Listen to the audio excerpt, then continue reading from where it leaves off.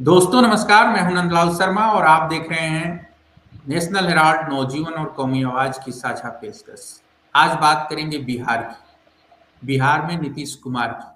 और हमारे साथ हैं अब्दुल कादिर साहब। बिहार के जाने माने पत्रकार हैं, राजनीतिक विश्लेषक के तौर पर भी अब सक्रिय हैं और बिहार की राजनीति को बहुत अच्छे से समझते हैं। खास तौर पर नीतीश कुमार की पॉलिटिक्स को उन्होंने शुरू से देखा है, समता पार्टी के दौर से। तो सवाल यह है कि आज नीतीश कुमार की राजनीतिक हैसियत जो मीडिया में दिख रही है, सच्चाई वो है, या फिर नीतीश कुमार के पास अपना बहुत कुछ बचा हुआ है जिसके दम पर वे 25 से 30 फिर से नीतीश वाला जो उनके कार्यकर्ता स्लोगन देते रहते हैं उसे सही साबित कर पाएंगे। सवाल इसी पर है और हम अब्दुल कादिर साहब के पास चलेंगे और समझेंगे कि आखिर नीतीश कुमार को लेकर के इस चुनाव में क्या उम्मीद लगाई जाए, या फिर क्या वो कमाल दोहरा पाएंगे जो उन्होंने 2005, 2010, 2015 में आरजेडी के साथ मिलकर दोहराया था। कादिर साहब। बिल्कुल। सबसे पहले तो मैं थोड़ा पहले लेना चाहूँगा। याद करें कि 2020 में नीतीश कुमार ने यह घोषणा की थी कि यह उनका अंतिम चुनाव है और अब उनको उनके साथ एक पलटू राम का जो टैग लगा हुआ है वो यहाँ पर भी साबित हो रहा है कि जब उन्होंने घोषित कर दिया था कि हम अगला चुनाव नहीं लड़ेंगे, ये हमारा आखिरी चुनाव है, और साथ ही कई बार उन्होंने तेजस्वी यादव को अपना उत्तराधिकारी भी घोषित किया। अब उसके बाद फिर से वो चुनाव मैदान में आने की बात कर रहे हैं। तो इससे ये जो उनके बारे में एक परसेप्शन बना है कि उनकी मेमोरी और खास करके शॉर्ट टर्म मेमोरी या रिसेंट पास की जो मेमोरी है वो उस कहीं ना कहीं से प्रभावित हुई है। इसलिए कि अगर उनकी मेमोरी ठीक होती, याददाश्त ठीक होती, तो कम से कम वो ये जस्टिफिकेशन देते कि ये घोषणा करने के बाद कि 2025 का चुनाव हम नहीं लड़ेंगे, वो फिर क्यों चुनाव लड़ना चाहते हैं, इसका एक्सप्लेनेशन उन्हें देना चाहिए था। लेकिन शायद वो भूल रहे हैं कि उन्होंने पिछले चुनाव में जनता से क्या वादा किया था। और जहाँ तक उनकी पूंजी का सवाल है, तो दिनों दिन नीतीश कुमार अपनी राजनीतिक और व्यक्तिगत दोनों पूंजी को गंवाते जा रहे हैं। नीतीश कुमार से ये कभी भी अपेक्षा नहीं की जा रही थी कि वो इस तरह से कुर्सी पर चिपकेंगे कि उन्हें जो कुर्सी कुमार का एक लेबल दिया गया है वो सही साबित होगा।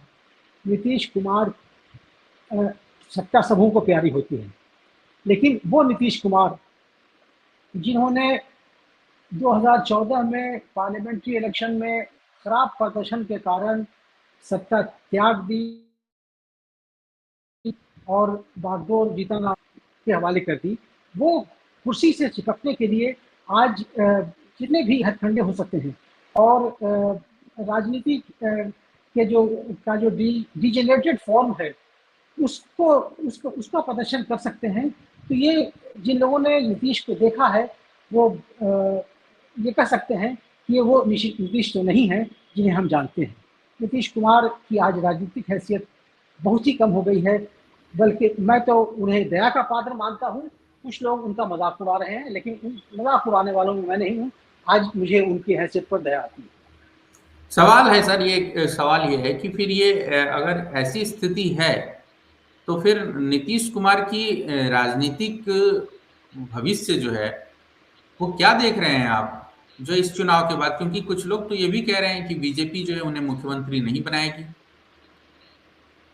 देखिए, अभी ये कहना बहुत मुश्किल है कि इस चुनाव का परिणाम क्या होगा, लेकिन एक बात जो बिल्कुल निश्चितता के साथ कही जा सकती है वो यह है कि नीतीश कुमार अब मुख्यमंत्री नहीं होंगे।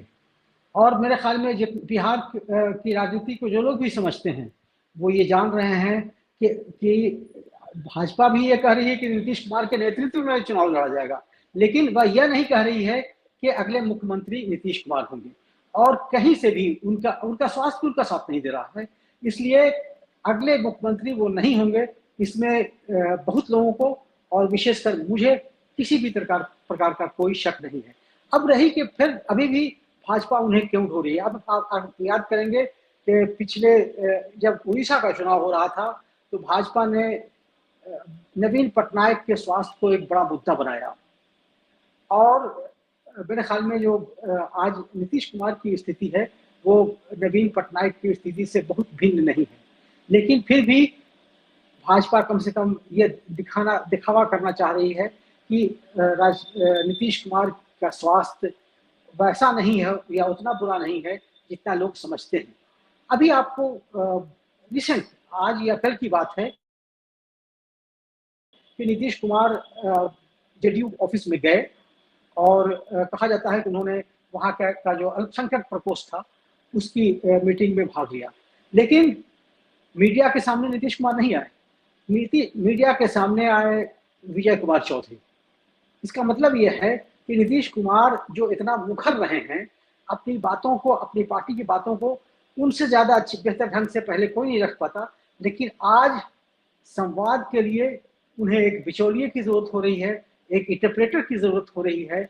और ऐसे भी आपने देखा होगा कि उनके जो करीबी लोग हैं वह ये नहीं चाहते हैं कि नीतीश कुमार का पब्लिक एक्सपोजर हो, और अगर हो भी तो वो कम से कम समय के लिए हो।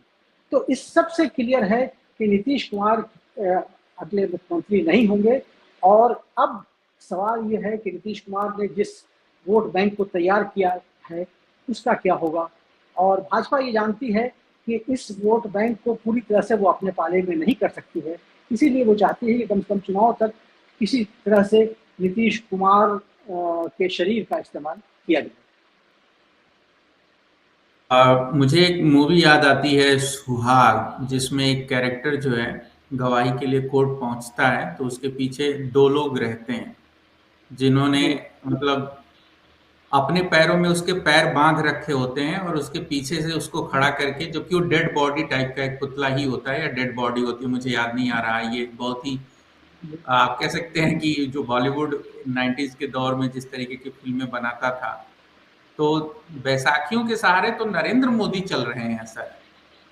और अगर नीतीश कुमार को लेकर के अगर इस तरीके की बातें हैं तो बैसाखी टूटेगी या बैसाखी को तोड़ करके एक तरीके से अपने लिए एक सहारे की लाठी बना ली जाएगी।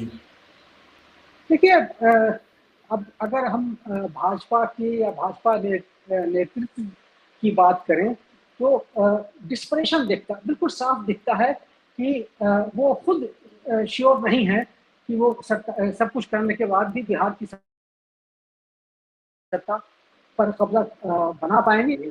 और इस हताशा का कई एग्जाम्पल आप देख सकते हैं। अभी पवन सिंह को पार्टी ने एक दो दिन पहले फिर एक तरह से, अभी शायद औपचारिक घोषणा नहीं हुई है, लेकिन ये मान के चला जा रहा है कि पवन सिंह भाजपा में आ चुके हैं। और वही एक तरफ नारी सम्मान की बात की जा रही है। भाजपा ये कह रही है कि हम 3M पर चुनाव लड़ रहे हैं, महिला, मोदी और एक तीसरा। तो ये, और दूसरी तरफ जी तीसरा क्या था? मंदिर हाँ, महिला, मंदिर और मोदी पर चुनाव लड़ रहे हैं। और जहां तक महिला की बात है, पवन सिंह का महिलाओं के प्रति क्या रवैया रहा है और महिलाओं के बारे में उन्होंने क्या क्या बातें कही हैं कि जिस कारण उनको टिकट मिलने के बावजूद भी वो हिम्मत नहीं जुटा पाए कि आसनसोल से चुनाव लड़ सकें।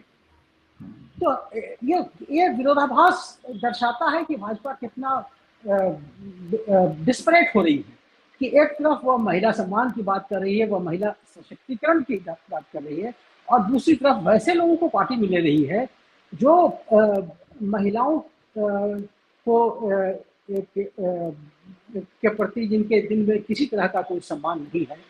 तो इससे भाजपा का डिस्परेशन दिखता है, कोई स्ट्रेटजी नहीं दिखती है। बिल्कुल उनको लग रहा है कि किसी तरह से भी सत्ता में हम आ जाएं।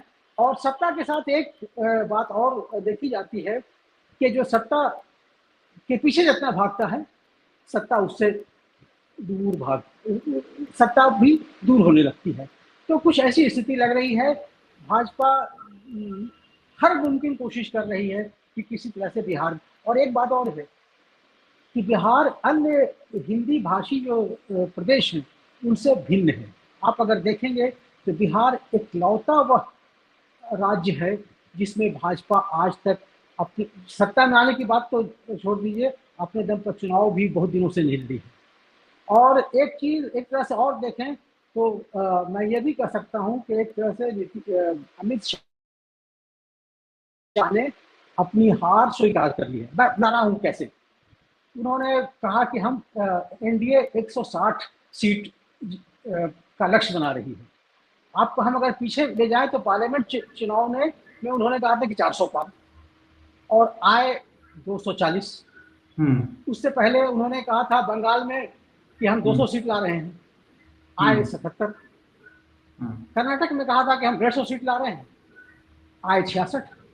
तो यानी उनका जो अपना प्रेडिक्शन होता है उससे वो आधे से कम पर रहते हैं, अगर हम लॉ ऑफ एवरेजेस को माने तो अब जब वो कह रहे हैं कि भाजपा एनडीए बिहार में 160 सीट का लक्ष्य है, तो अगर हम उस लॉ ऑफ एवरेज को बिहार के केस में अप्लाई करें जो अमित शाह का की अपनी स्टैटिस्टिक्स है या अपना जो उनका स्कोर कार्ड है, तो उसके हिसाब से एनडीए को बिहार में लगभग 80 सीट मिलती है। और अगर थोड़ा सा और हम लिबरल होकर के भी दे दें तो 90-100 तक दिया सकता है, लेकिन सत्ता तो आती हुई दिखती नहीं है। नहीं, शायद आपका जो नेटवर्क है वो थोड़ा सा समस्या कर रहा है। और कादिर साहब, मुझे लगता है कि जो आप बात कह रहे हैं वो एक ठीक है, कहने के लिए तो ठीक है, लेकिन इस सत्ता के पास जितने संसाधन हैं चुनाव जीतने के, उन संसाधनों को खारिज नहीं किया जा सकता, क्योंकि उन संसाधनों में सिर्फ रुपए पैसे की बात नहीं है, उसमें संवैधानिक संस्थाओं की भी बात है। मैं देख रहा हूं कि लगातार जेडीयू के, बीजेपी के नेताओं पर भ्रष्टाचार के आरोप लग रहे हैं, लेकिन नीतीश कुमार खामोश।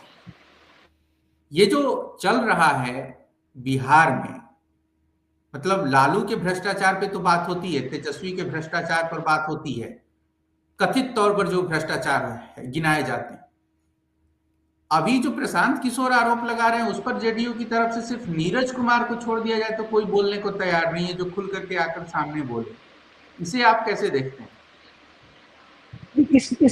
इसे हम नीतीश कुमार का ढलता हुआ जो उनका व्यक्तित्व है, राजनीतिक व्यक्तित्व है, और लैक ऑफ डिप है। इसका मतलब है कि he is not in control of things, इसलिए कि ये वही नीतीश कुमार हैं जिन्होंने एक मामूली से, चूंकि एक केस में अभियुक्त थे जीतन राम मांझी, उनको कुछ मिनटों के अंदर निपटा दिया। तेजस्वी यादव या आरजेडी से अपना समझौता खत्म कर लिया। अश्विनी चौबे के बेटे के खिलाफ एक्शन लिया, जो कि भाजपा उनके सहयोगी दल के बड़े नेता, कद्दावर नेता थे। और आज ये है कि नीतीश कुमार जो आरोप लगे हैं अशोक चौधरी पर, वो बहुत ही गंभीर आरोप हैं, और जो सबूत भी दिए हैं प्रशांत किशोर ने। मैं प्रशांत किशोर की विश्वसनीयता पर या उनकी नीयत पर नहीं जा रहा हूँ, वो क्या चाहते हैं, लेकिन जिस तरह के सबूत आए हैं, और जब वो ये कह रहे हैं कि एक सर्टेन परसेंटेज कमीशन में लिया जा रहा है, तो ये कलेक्टिव रिस्पॉन्सिबिलिटी, आप जो डेमोक्रेसी, जिस डेमोक्रेसी की हम बात कर रहे हैं, उसमें कलेक्टिव रिस्पॉन्सिबिलिटी है।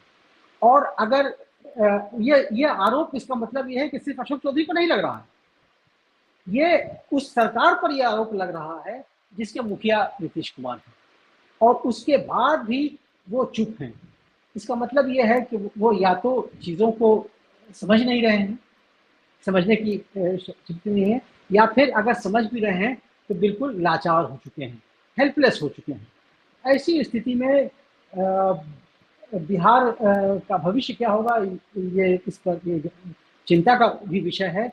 और जहाँ तक भाजपा के संसाधनों की बात है, ये बात सही है कि जिन संस्थाओं को हम लोग संवैधानिक संस्था कहते हैं, कॉन्स्टिट्यूशनल बॉडीज कहते हैं, उनका भी जो कंडक्ट रहा है वो बहुत ही विश्वसनीय नहीं रहा है।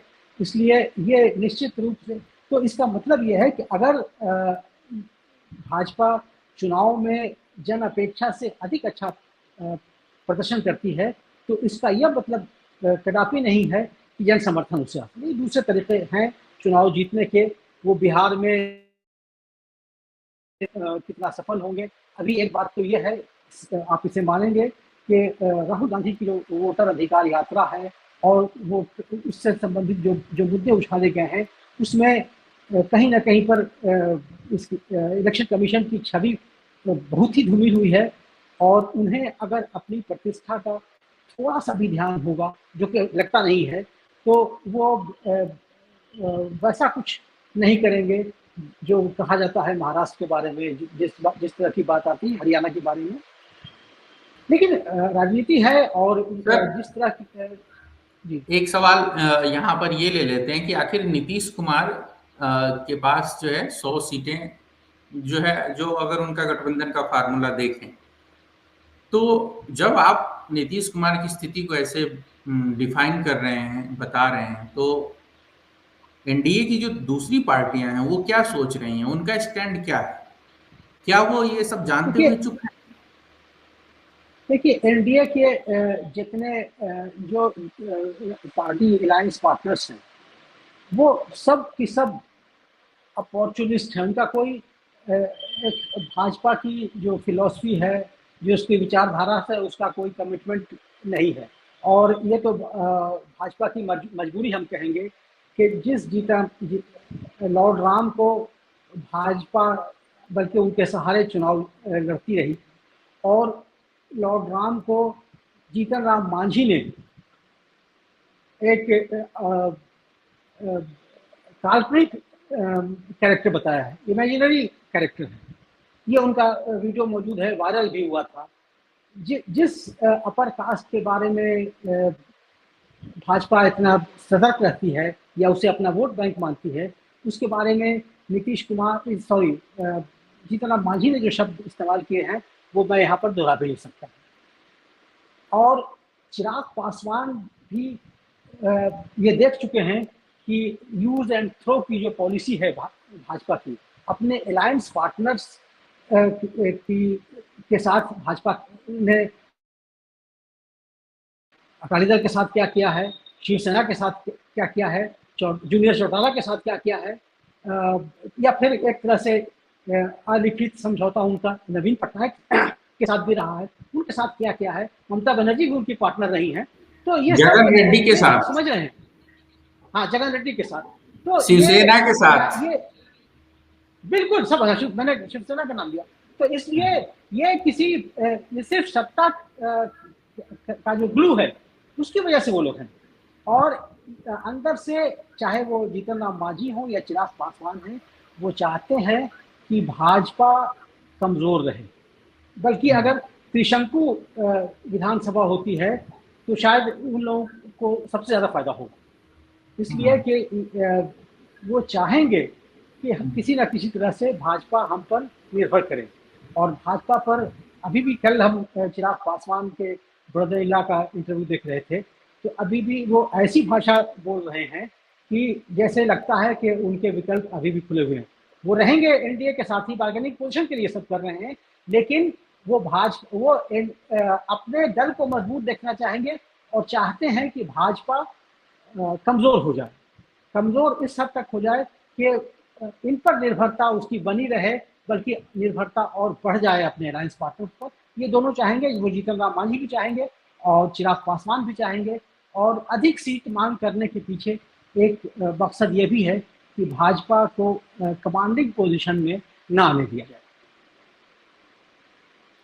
सर इस सवाल का जवाब मैं आपसे बहुत ही संक्षेप में चाहूंगा, क्योंकि एक सवाल खास तौर पर मैंने इसलिए आपके जवाब से ही निकाला। आपने कहा सत्ता का ग्लू, तो सत्ता का ग्लू तो जेडीयू पर भी लागू होता है। तो क्या हम ये देखें कि अगर किसी कारणवश नीतीश कुमार सीएम नहीं रहते हैं तो फिर जेडीयू बिखर जाएगी ताश के पत्तों की तरह? देखिए, मैं हमेशा से ये मानता रहा हूँ, आज कोई नई बात नहीं कर रहा हूँ, कि जेडीयू को मैं एक राजनीतिक दल से ज्यादा एक अपॉर्चुनिस्टिक अलायंस मानता हूँ, मंदिर और मंडल दोनों के फैक्टर। जेडीयू में आपको प्रो मंदिर लोग भी मिलेंगे और प्रो मंडल भी मिलेंगे, और ये सत्ता की वजह से ये लोग चिपके हुए हैं और नीतीश कुमार उसमें न्यूक्लियस का रोल अदा कर रहे हैं। जैसे ही ये सत्ता का ग्लू खत्म होगा तो जेडीयू अपने वर्तमान फॉर्म में शायद नाम मात्र को रह जाए तो दूसरी बात है, लेकिन उसका बहुत बड़ा एक भाग भाजपा में चला जाएगा और दूसरा भाग आरजेडी के साथ चला जाएगा। इसमें मुझे तनिक भी शंका नहीं है, कोई हम शक नहीं है कि जेडीयू का भविष्य यह है कि हो सकता है कि रजिस्ट्रेशन इलेक्शन कमीशन के रजिस्ट्रेशन में उसका नाम रहे, लेकिन पार्टी का एक भाग बीजेपी में चला जाएगा, नीतीश कुमार जी इसको सत्ता में नहीं रहेंगे, और दूसरा भाग आरजेडी में चला जाएगा। जो लोग मंडल समर्थक हैं वो आरजेडी में जाएंगे, जो मंदिर समर्थक हैं जेडीयू में वो भाजपा में जाएंगे। कहा तो ये भी जा रहा है कि मतलब ऐसे ही जो कयास लगाए जा रहे हैं, बिहार को समझने वाले लोग कह रहे हैं कि इस चुनाव में ही जो है तमाम बीजेपी के, जैसा कि 2020 में चिराग पासवान ने नीतीश कुमार के खिलाफ, आप देखिए जिन लोगों को टिकट दिया था वो कहीं ना कहीं बीजेपी और आरएसएस के बैकग्राउंड से थे। तो इस चुनाव में भी जेडीयू के टिकट पर बीजेपी के लोगों को और आरएसएस से जुड़े लोगों को, उस मानसिकता के लोगों को, उस विचार के लोगों को उतारा जाएगा और फिर एक तरीके से बहुत ही आसानी से, चूंकि संवैधानिक संस्थाओं की बात हमने की और हमने शिवसेना और एनसीपी के मामले में देखा है कि किस तरीके से खेल हुआ, तो आपको ऐसी कोई आहट मिल रही है, आप कुछ देख पा रहे हैं कि जेडीयू के टिकट पर हिंदुत्ववादी विचारधारा के लोगों को मैदान में उतारा जाए? बिल्कुल, संकेत और हिस्ट्री दोनों इस बात का सबूत दे रहे हैं। आपको अगर याद होगा कि पिछले चुनाव में मुकेश सहनी बीजेपी के सहयोगी थे, उनको लगभग 1 दर्जन, मुझे एग्जैक्ट नंबर याद नहीं आ रहा, शायद 11 सीट या 1 दर्जन के आसपास सीट उनको दी गई थी, लेकिन शर्त यह थी कि सिंबल होगा उनका और प्रत्याशियों का, ज़्यादातर प्रत्याशियों का चयन करेगी भाजपा। और मुझे ताज्जुब नहीं होगा अगर यही कुछ अभी इस 2025 के चुनाव में नीतीश कुमार के साथ दोहराया जाता है कि सिंबल तीर होगा और जो लोग तीर पर के निशाने के साथ, तीर निशान के साथ चुनाव में मैदान में जाएंगे, वो उनका नॉमिनेशन जो है या उन्हें नामजद करेगी भाजपा, उन्हें नॉमिनेट भाजपा करेगी, सिंबल भले ही जेडीयू का हो। ये मैं बिल्कुल एक तरह से दावे के साथ कर सकता हूँ।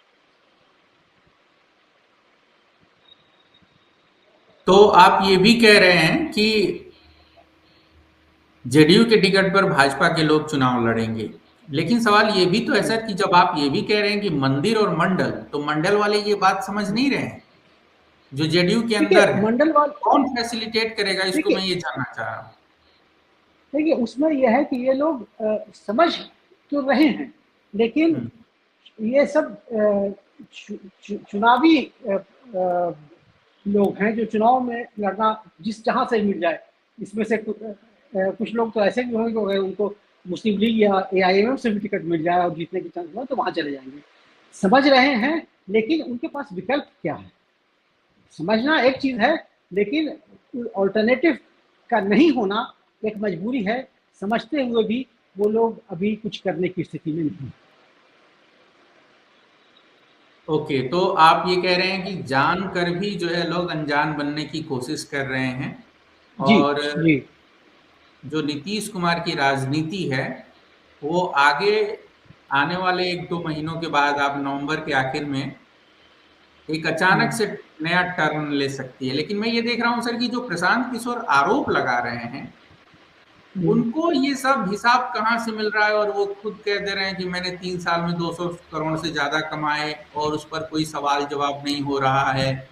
मतलब ईडी को हमने देखा है कि विपक्ष का कोई ऐसा नेता नहीं बचा जिसके घर ईडी ना पहुंची हो, और प्रशांत किशोर जिस तरीके की राजनीति कर रहे हैं उसमें उनको कोई पूछने वाला नहीं है कि आपके पास कहाँ से पैसा आ रहा है, आप जो बता रहे हैं उसका क्या हिसाब किताब है, क्या वो सारी पार्टियों के साथ काम कर चुके हैं इसलिए उनके पास ईडी नहीं जा रही है, या फिर कुछ और बात है? देखिए, प्रशांत किशोर कहें जो भी, भाजपा से मुझे लगता है कि आज भी उनका कोई ना कोई रिश्ता ज़रूर है। और अगर जिन लोगों ने पैसा दिया है प्रशांत किशोर को, उनकी सूची आप देखें तो ज़्यादातर वही लोग हैं जो भाजपा को भी पैसा दे रहे हैं।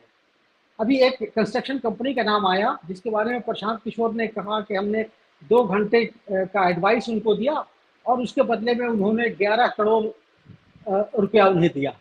अब ये बहुत ही हास्यास्पद लगता है कि कौन से ऐसी एडवाइस है जो कंस्ट्रक्शन, इनका जो प्रशांत किशोर का जो स्पेशलाइजेशन है वो पब्लिक हेल्थ में है, और ये जो कंस्ट्रक्शन कंपनी, जिस कंपनी से उनको पैसा मिला है वो गिरने वाला पुल बनाती है, ढाने वाला पुल बनाती है, टनल बनाती है, बड़ी कंस्ट्रक्शन कंपनी है। और जिस कंस्ट्रक्शन कंपनी ने प्रशांत किशोर को 11 करोड़ रुपए दिए, उसी ने भाजपा को 50 करोड़ रुपए दिए।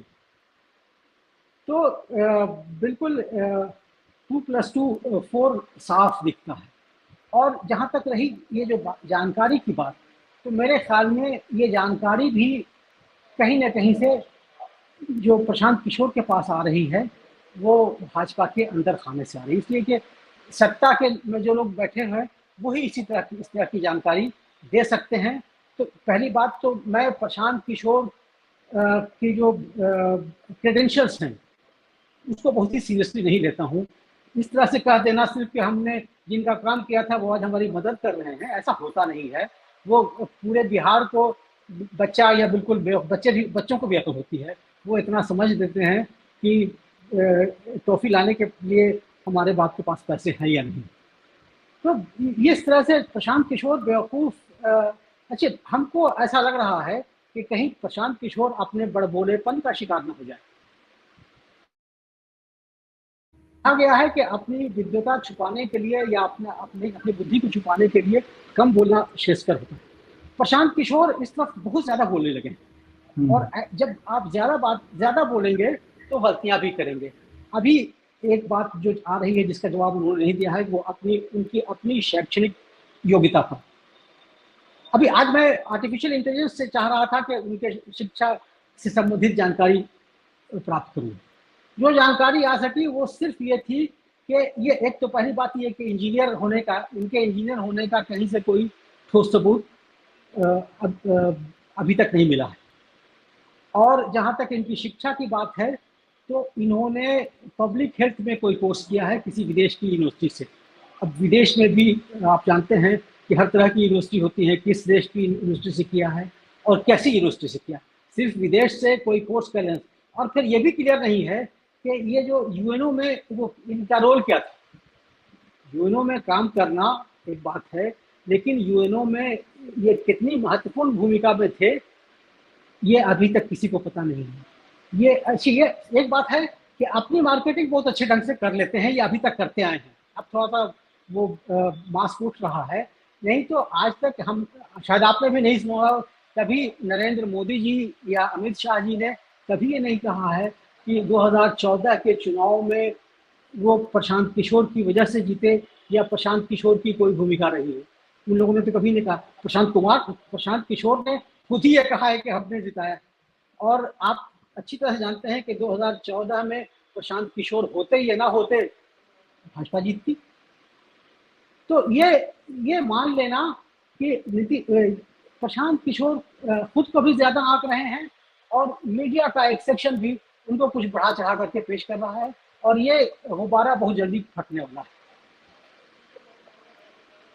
मैं बस एक क्यूरियोसिटी के लिए कह रहा था सर कि बहुत दिल्ली के लुटियंस जोन में ये बात है और हर बच्चा जानता है कि जो गोदी मीडिया का टर्म आया वो किस लिए आया। और वही गोदी मीडिया जब प्रशांत किशोर को गोद में खिलाने लगे तो सवाल बनते हैं कि आखिर ये कौन सी साझेदारी है। लेकिन मैं अब आखिरी तरफ इस डिबेट के हम लोग बढ़ रहे हैं सर, और मेरा सवाल ये है आपसे कि जिस तरीके से रिस्पॉन्सेस आ रहे हैं, चाहे आप आर.के. सिंह का देखिए, अश्विनी चौबे का देखिए, उन तमाम लोगों को लेकर के जिन पर प्रशांत किशोर आरोप लगा रहे हैं, क्योंकि नीतीश कुमार तो जवाब नहीं दे रहे हैं, बीजेपी का कोई बड़ा नेता नहीं जवाब दे रहा है, लेकिन जो कुछ लोग हैं बिहार में जैसे अश्विनी चौबे, आर.के. सिंह, ये लोग चुनाव नहीं लड़े थे 2024 में। आर.के. सिंह तो हार गए थे, अश्विनी चौबे की जगह किसी और को टिकट मिला।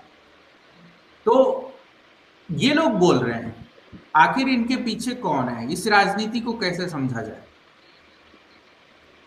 देखिए, इसको दो तरह से समझा जाता है। हो सकता है कि पार्टी के अंदर से उन्हें बोलने के लिए किसी न किसी तरह से प्रेरित किया जा रहा हो। मैं निश्चित रूप से नहीं करता हूँ। दूसरी बात ये भी हो सकती है कि जब शरीर बीमार होता है, कमज़ोर हो जाता है, तो बहुत सी बीमारियाँ उस पर अटैक भी करने लगती हैं। आज भाजपा की या एनडीए की जो स्थिति है बिहार में, वो एक कमज़ोर शरीर वाले व्यक्ति की है, और उस पर जब ये शरीर कमज़ोर हुआ है, तो वैसी बीमारियां जो उभर कर सामने नहीं आ रही थी, वो सामने आ रही हैं। तो हो सकता है कि वो लोग अपना पर्सनल स्कोर भी सेटल कर रहे हों, या फिर उनको कहीं से उनको माउथ पीस बनाया जा रहा हो, या ये दोनों बात हो। ये सब कुछ पॉसिबल है। इस पर हम निश्चित रूप से नहीं कह सकते हैं, लेकिन जिस तरह से और दोनों कद्दावर नेता हैं। अश्विनी चौबे भी बड़े नेता रहे हैं, जेपी मूवमेंट के दिनों के हैं, और आर के सिंह की अपनी एक भूमिका रही है। और ये दोनों जब बोल रहे हैं, तो मुझे ताज्जुब नहीं होगा कि अगर भाजपा के अंदर के किसी सेक्शन का इनको सपोर्ट होगा, या ये भी हो सकता है कि ये अपना खुन्नस निकाल रहे हैं। आपने जो बात कही है उसको देखेंगे कि ये लोग खुन्नस निकाल रहे हैं, तो इसका असर किधर होता है, चुनावी असर कितना होता है। बहुत शुक्रिया सर, आपने नीतीश कुमार की राजनीति, बिहार के चुनाव पर एक बेबाक विश्लेषण दिया, और हम देखेंगे कि आगे बिहार की राजनीति किस करवट बैठती है, और आपसे लगातार बातचीत होती रहेगी अपने दर्शकों के लिए।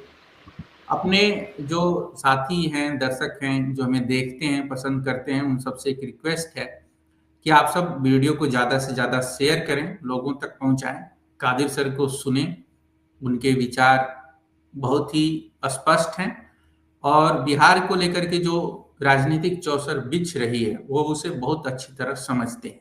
आने वाले दिनों में हम बिहार की राजनीति पर लगातार बात करते रहेंगे। आप सबका शुक्रिया, नमस्कार, धन्यवाद।